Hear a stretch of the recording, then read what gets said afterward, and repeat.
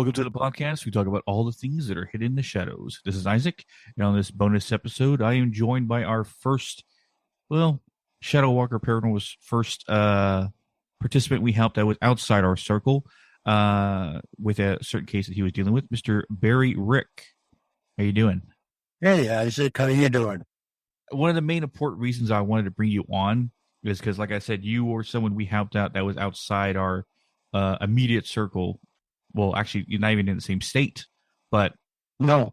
yeah, your case that we dealt with is like I was telling you, like, you can brag about, like, you're the first that me and Megan helped that was first person we helped out outside our immediate circle. So you have that title to hold. Yeah, well, first and foremost, I want to thank you so much. Anybody who listens to Hidden in the Shadows and needs help with an attachment to get rid of it, you should really talk to Isaac and Megan, because they helped me immensely. This thing has been attached to me for a decade. I didn't pay for that PR, so Anyway, should I just go ahead and yeah, say when it started and all that? yeah. I mean, that's I guess well- a situation like how you started before you actually called us, in a sense. Okay. Well, first of all, I'll tell you a little bit about myself. I'm 65 this year. I'm retired nurse anesthetist, and I've always had a belief in the paranormal and been interested. I've listened to Coast to Coast for, all the way going back to the Art Bell days. And then the advent of podcasts, and here's Hidden in the Shadows. But before that, about a decade ago, I was living on the farm with my mom and helping her out. She was about 80 at the time, and she decided to go on eBay and buy a chair. Now, she's a Midwestern 80-year-old farmer, still in great health. I mean, she could run circles around me, but still, she needed help on the farm. And she decided something new. She's going to buy this chair off of eBay. Well, brings the chair home, and everything seems just fine. We bring it into the house, and that evening, after everybody had gone to bed, I'd walk by this chair, and I thought, wow, I can't be making that much wind to make this chair rock back and forth. It was on rollers, and it was a kind of a recliner roller chair. But anyway, it would rock when I walked past it. And then I noticed the next day I was sitting at the breakfast table. I look over and the chair is rocking by itself. And I thought, what in the heck did we bring into this house?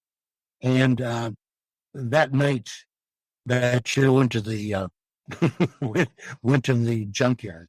That's when things got worse. Absolutely. The next thing that happened was I was, this sounds kind of pedestrian, but I was going to wash clothes. And so I had collected all of my dirty clothes, put them in a laundry basket, sent it outside my room. And I come back from mowing the lawn or whatever, and my laundry basket's not sitting outside my room. And I thought that was odd. I thought, I don't really want my 80-year-old mom carrying that downstairs.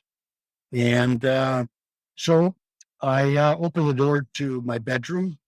I turned the light on, and I kind of do this Scooby-Doo. I'm dating myself. I mean, I was backpedaling so fast. There was this rug on this hardwood floor that I fell down, because what I saw was this great big lump under my blankets with a teddy bear sitting there on top of it, with my old Army, Class A Army hat sitting on top of this bear. That's what I saw after I turned the light on. And that's when I knew that we had gathered something from this chair, that by taking it to the dump, didn't take it away. And that was 10 years ago. And things have gotten certainly more out of control. I mean, I have a lot more stories, Isaac. I know people want to hear them. Well, one of the things whenever I would leave, the thing attached to me and briefly to my mom in the house, like messing with us. Well, for instance, my mom, she had all these beanie babies, and I would once again, I had to open the door to my bedroom, turn on the lights because I've been, working out on the farm all day, and I would see a beanie baby hanging by its neck from a rubber band. My bed, my mattress from my bed was pushed because it was sort of a shotgun bedroom situation. There were 3 bedrooms right in a row, and like one bedroom led to the next. So you open 2 doors and all 3 bedrooms are kind of connected. Sort of a weird layout. But anyway, my mattress would be at the furthest bedroom, laying on top of my mom's bed. And there would be beanie babies perched on top of her fan blades. So if she had walked in the room, turned the light on, and the fan, all these beanie babies would have been spit all over the place. The most unnerving thing was when I would see these beanie babies hung up by rubber bands or ropes or this entity, which, by the way, I found out after, like I said, I listened to Coast to Coast and a number of programs like Hidden in the Shadows. Like I said, attached to my mom and myself. I would leave the farm, and my son-in-law and daughter would continue to call me whenever I was gone because all hell would break loose. Chairs, like when they would be in the other part of the house, all of our furniture would be tipped over. Or there would be dining room chairs, heavy wooden dining room chairs sitting on top of the table. Many times when we left the farm and came back, the radio in the garage would be at full blast, nothing but static. Now, this has been going on for a decade. We lived at the farm. I lived at the farm for 6 years, and this kind of hell was going on all of the time with the radio. One day I was working on an air conditioner, and I was, fixing an electrical cord. Well, I came out, I couldn't find the two-wheeler that I had used to carry the air conditioner around, or the air conditioner. I go looking around, and this, I'll just say my attachment, had taken the two-wheel trailer and pushed this air conditioner to the furthest part of the farm to where we had a little outhouse, or not an outhouse. It was a building out at back of the farm. Now, how can a specter use a tool? How can a specter use a two-wheel cart? That still blows me away. Anyway, like I said, I used to listen to Coast to Coast, and now the updated podcasts and so forth. And like I said, this is a decade ago. And on Jim Harold's program, I had heard this author talk about a shaman in Michigan. So I contacted the shaman, and he channeled in and found out that this entity he didn't know how old he was, but he had been about a 30-year-old guy who had committed suicide, and his name was Eli. And he can actually see him as a shadow figure. I can't do that. And actually, his wife, my daughter, can see him too, because one night all hell was breaking loose. I had gone out, immediately called me, there's, hell's breaking loose. Once again, the radio's turning on in the middle of the night. So I came back, and I always knew there was trouble when I would drive up and there'd be a flashlight on our fence pointing down their long driveway. So I knew things were bad. And so we were outside, and all of a sudden there was like flashlights coming from the beam coming in these various windows. And my son-in-law was out trying to catch up with, I don't know what he was going to do, but he was going to try to catch him in the act, I guess, this Eli. And so my daughter and I are looking out one of the windows. It's pitch black outside. And my daughter and I are standing there looking into the darkness outside. And she said, John, is that you? That's her husband. And she goes, oh, it's you. All I saw was darkness. But what they described Eli was he was darker than the night as a shadow figure. So to me, I've never seen him. He's invisible. When he used to be around, uh, he would show himself to them as a shadow figure. I only got the tail end of his shenanigans, which is what led me to calling Isaac and Megan, because now running it up currently, what he would do is just tear up my bedroom, or I would walk into my bedroom and all my vitamins and medication bottles would be stacked on top of one another. I don't know how he balanced them. They were like 2 feet tall. My mattress, once again, I got to think for mattresses. My mattress would be upended off my bed. And this thing is big. It's a king size mattress. Not easy to move. I don't know how these entities have so much strength. Sheets off my bed, the mattress, and, clothes off the hangers. And it just got to be too much. And once I started listening to Hidden in the Shadows and found out that Isaac and Megan as a duo could pull these things, that's when I contacted Isaac. Megan, he took care of it for me, and it's been peace ever since. You and Megan are just fantastic. All right. To fill in some blanks, where you are currently is an apartment building, right? That's correct. Yeah. Oh, I'm sorry. I know I kind of skipped around. That's just how my old brain works. It's all right. So after my long soliloquy, I'll fill in whatever blanks you want me to. It helps if you'd lead me. So yeah. Because when you called us and your BC message Megan, you messaged us to the Instagram, or you emailed us. That's right, you emailed us. When Megan remote view in, you basically told us you live in an apartment, and now you live on the second story of that apartment. Right. And I remember when the first time we called, we couldn't figure. I pulled something from your place via the phone, which I've become good at, but I didn't know I could do that until actually I did it the first time. But your apartment, where it was on the second floor, was significant to the situation that we found out after the second call. The first call we did, I pulled something from your place.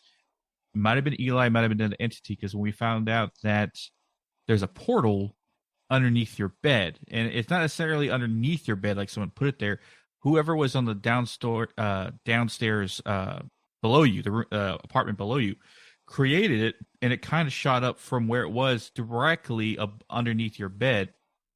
So wherever the portal was in your downstairs neighbor's apartment was directly underneath your bedroom, which created that spot for dark energy to come forward. Hence why your bed kept getting messed up more than anything.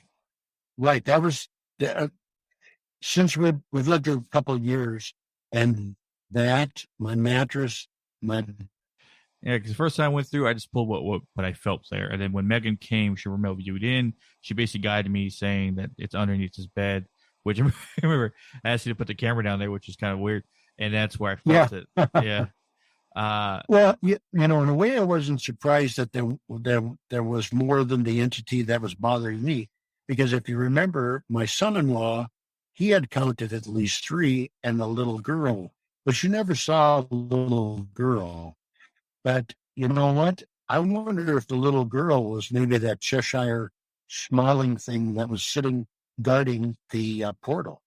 What we figured out, at least ascertained from the situation, is that the portal had a guardian, which was, like you said, the Cheshire face demon, which we call the Cheshire face demon because it had a giant grin like the Cheshire cat. It was there guarding the portal because the portal was put there on purpose. And that's why it was so strong for me to pull, because the energy from it was intense, like not anything I've ever pulled before. Yeah, because I think I took Eli the first time, and it didn't change because stuff kept getting out to that portal, and that's why your son saw multiple entities because they kept coming through that portal. And when I grabbed it and I closed it, the Cheshire face demon was the only thing left, and I believe he was in your living room. Was the Right. last We had time to I chase it. yeah. I mean, you had to chase it, didn't you? Bedroom out to the from the bedroom to the living room, right? Yeah, because Megan was saying that it was in the living room. Right. Yeah. But what we found out recently from helping our next person, which is Mariah, I now have a grasp of how I close portals. It's something I haven't told you about, so this is new to you as it is to anyone listening. Okay. Mike, the psychic on our team, said when he sees my hand and he sees my ability work, it's like he's seeing tendril strings launch out of my fingertips and attach to whatever entity I'm pulling. And I'm basically pulling them into the center point of my hand, like the energy itself. So it's like they really? wrap around and attach, and they pull the entity in. He calls it like the lasso of truth, like Wonder Woman's lasso of truth. How it's like it almost glows, the tendrils when they wrap around the entity. So with that idea in mind, when I closed the portal at Mariah's place, I saw, or at least I have the imagery of what I'm actually doing. The tendrils from my hand attached to around the portal, and they grab and they start squeezing and closing the portal as I'm pulling the energy at the same time. Cool. Yeah, so that's how the portal closes. Well, Mike can see that. Mike sees it. Okay. This is how I imagine how it works. Oh, okay. Okay. Yeah. I misunderstood you there for a minute. Yeah. The lasso of truth. not how I kind of want to see it, but I guess, yeah, that's what he sees, how my ability works. Instead of like it being essentially a vacuum, it's not that. It's that the energy from my hand basically like wrap around like the entity itself and kind of pull it in to my hand. He sees it, but that's probably a good representation of what I'm actually doing. Yeah, that actually makes a lot of sense. Yeah. Because I always kind of tried to figure out how that energy it's got to be bigger than your hand. I mean, not to be so literal about it, but it must look like something like that, how like the Spider-Man web picturing in my head as your fingers, the extensions of your fingers, but you're not producing a web. I'm just thinking that the energy extending from your fingers and hand. The aspects of how helping you, I guess the amazing part behind it is that you had a shaman come in and try to move these spirits on, but it didn't work. He didn't want to. I prayed for him. I'm a Christian, and said that he would aid him to the light, but he didn't want to go. The reason he gave was that he knew what this place was. He didn't know what was the light. So I don't know what that tells you. Like you said, I don't know if it was channeling or if, what is the other term for it? I just lost my thought on there. What Megan crossover when she, no, not the crossover, when she does her medium stuff where she goes to another location. What's that called? Oh, remote view. Yeah. He remote viewed and somehow, however he did his shamanistic ways, communicated with Eli like a one-on-one thing. And he just absolutely refused to go. Thank you once again. I mean, it's been, as I said before, it wasn't as violent or as energetic, I'll say, the last 5 years like it was the first 5 years. Thank God. I don't know what I would have done, but he followed me. I had moved out the farm and moved to Las Vegas. Followed me to Las Vegas. Then I moved back to Minnesota, moved back to Las Vegas again. And now here, back to Minnesota, and has been attached to me the entire time until you took care of it. Like I said, and in Vegas, it wasn't, I don't know, he was not as energetic. Uh, how I knew he was there, he would leave things stacked. He likes stacking things, or used to. And, when you'd find your remote through a television somehow standing on end, he would do all those kind of things just to let you know that, hey, I'm here. I didn't forget about you. But now it's like having a breath of fresh air. It has been so peaceful because if you think about it, walking into your house, never knowing night after night, like you said, you like to do these things at night, for 10 years, wondering what you're going to find, what kind of mess you're going to find. Because some of this stuff just startles you. Doesn't really scare me, but when you walk around the corner and, I have you will have this plastic thing that you set things on, and to walk in your bedroom and have that being in pieces, dismantled, or just having to rearrange things. In fact, I'm divorced and to remarry, but by having this entity attached to me, I didn't know if I wanted to find someone, because how do you explain that you have this attachment unless they believe in the paranormal? They're not really going to want to be with you. So now you've opened that avenue, and I didn't even, so love's on the horizon. Well, you're, like I told you guys before this, you both are aces in my book.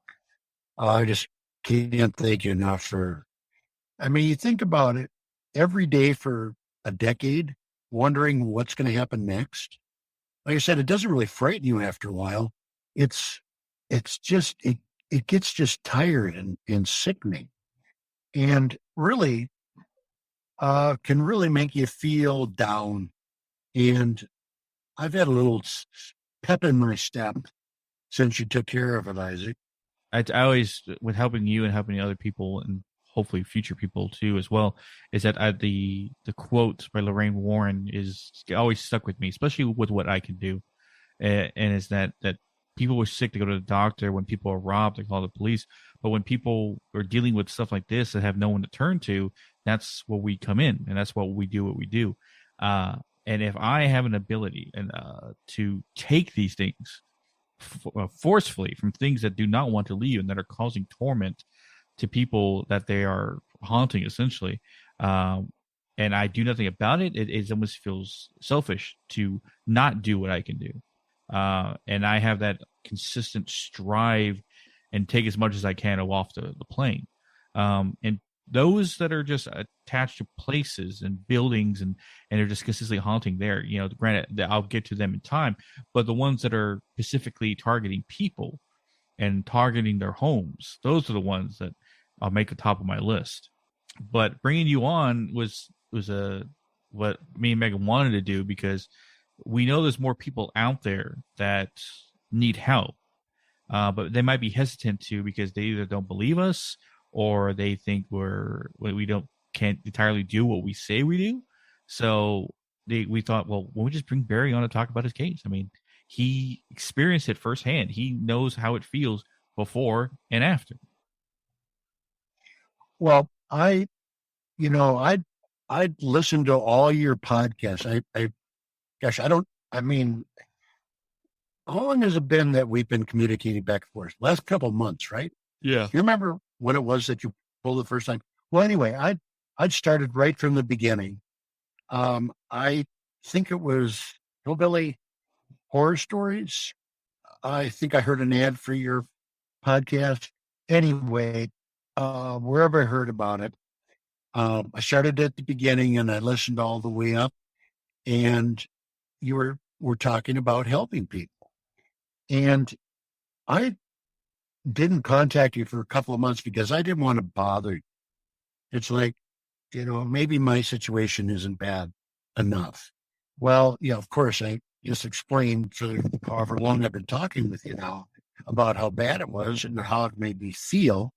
But um, if I can say this to the people who are listening, you're not bothering Isaac and Megan. They really want to help you. Don't wait 2 or 3 months before you contact them, because the result, at least in my case and the other case that you just been talking about, was so really done so quickly. I mean, my case, it was basically 2 or 3 phone calls, and you pulled twice. And I don't know exactly how much work which you and Megan do on your end to prepare for all of this. With your busy schedule, it's a lot of mental work. But please, anyone listening, don't play with an attachment that's there to help you, because it's the best thing that I've ever done. Paying me for this ad. Believe it. I can make another real deal. I'm just so pleased. As you know, every time I either texting back and forth with you or Megan, I'm sort of gushing. I'm like, I always tell Megan I'm a fanboy, 65-year-old fanboy. Yeah, yeah. I guess one of the like I remember I was reiterating, but yeah, appreciate all that. But one thing, like I was saying before, is that you're going to be the first testimonials from people that we've talked or going to hopefully do more of. I know we're going to bring on Mariah later on to share her story and stuff like that, which I know you're interested in, to hear someone else's perspective that we help. Oh, gosh, yes, absolutely. So I mean, that's something in the future to look forward to when it comes to that, and hopefully more cases in the future. Because me pulling through electronic devices is something that I never thought I would be able to do, but with enough practice, apparently I can. So, pretty cool, man. Pretty cool. I know you always you can't thank us enough, but like I said, like it's what we were, I guess, made to do in a sense. And I just and once again, you just do it well. And I got to tell you, when you talk about people being skeptical, okay, that they'd never heard anything like your special. I mean, people have heard of mediums and psychics and all of that, but why couldn't you be a physical medium? That's what I call it. You're a physical medium rather than a psychic medium. I'd never heard of anybody do what you can do before, which is pretty amazing if you think about it. I remember one of your podcasts, you said that there was only like one other person that you had talked to who actually did what you do, right? Yeah, it's Jane in Australia. She pulls positive energy. Right. Australia. Yeah. She pulls positive energy though and helps cross it over to the other side. It's kind of like the opposite of what I do. Instead of pulling darkness and imprisoning it, she pulls light energy and then transfer it to the other side. So when you have entities, like when you're in that library, what was that library that you went to numerous times? And it was a little girl that wanted to stay, went there with your first paranormal. You can help cross over positive too with your left hand, right? I mean, I can pull the positive energy, but I choose not to, because I'm ripping essentially someone off the plane by doing so. So you can imagine what I do with dark entities, but to light entities. So that's why I never use the pull ability with my left hand. I use it to feel around and find something, but as a pulling something off the plane, no, I never do that. Well, no, I didn't mean that you pull positive off the plane. I thought that you helped. I don't know what I was thinking. Maybe I was misconstruing that with the young woman in Australia. Because I know that you talk about that you get sensation in both hands, that your left is your positive, but most of your work is done with your right, correct? Yes. Only the negative energies? Only the negative ones. So you're like Popeye with the... Oh, yeah. I'm in the spirit, Isaac. human spirit. I know. I'm just thankful, like I said before, that I didn't wait longer than I did. And that's why I encourage everybody to not to wait, because you do really want to help people like you helped me. And what a relief. As I said before, you put a little skip in my step, knowing that I don't have to wonder whenever in the evening when I've been out, when I come in, what am I going to have to encounter? Because it just gets really tiring after a while. Like I said, not so much frightening. There's been a couple of times where I get the chilly bumps, but that sort of went away a long time ago, a decade ago.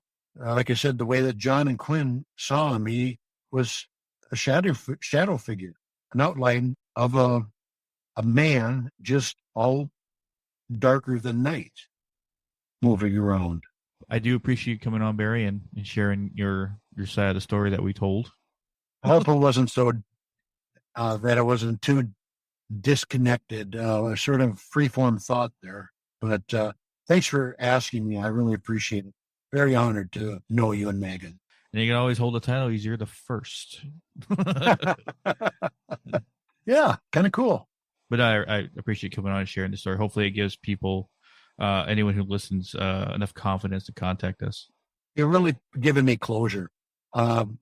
Continue to listen to you and Megan on your great podcast. And I just wish you much success with helping more people and with the podcast and with everything. Like I said, you guys are aces in my book. Always will be. I'll never forget you ever. I'll be talking for as long as I live. I'll be talking to people about what you did for me, because I'm not afraid to tell people I have a ghost. There are people who are very uncomfortable in whatever, when I strike up a conversation with different people don't want to think that there are ghosts or entities out there. And I really don't care, because ghosts are as real as you and I. Spirits that just don't want to cross over for whatever reason. Yeah. That's the thing the shaman could not tell me, why he didn't want to cross over. To me, that would be hell. Just a hell of a way to exist. Sort of like your only joy comes out of messing with people, or messing with one or two individuals and following them around. Still don't understand how he got attached to that chair, because it was an elderly couple that sold it to my mom. So I don't know what the story was. I sure would like to have known. But we got rid of a perfectly good chair, or I did, and kept the ghost. But thanks for your time, and thanks for asking me to come on. I really appreciate it.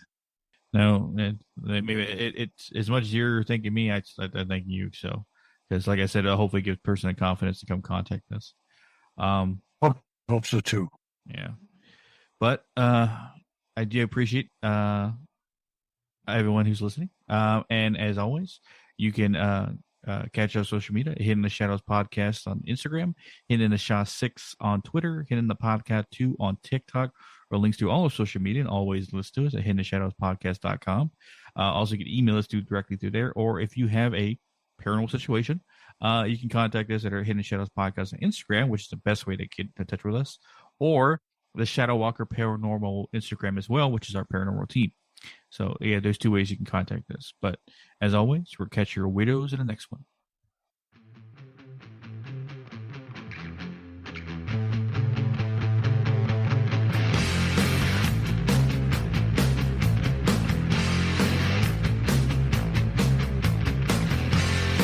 And on a cold, cold night, there was a bone chill fright, and there was nowhere to hide, 'cause this month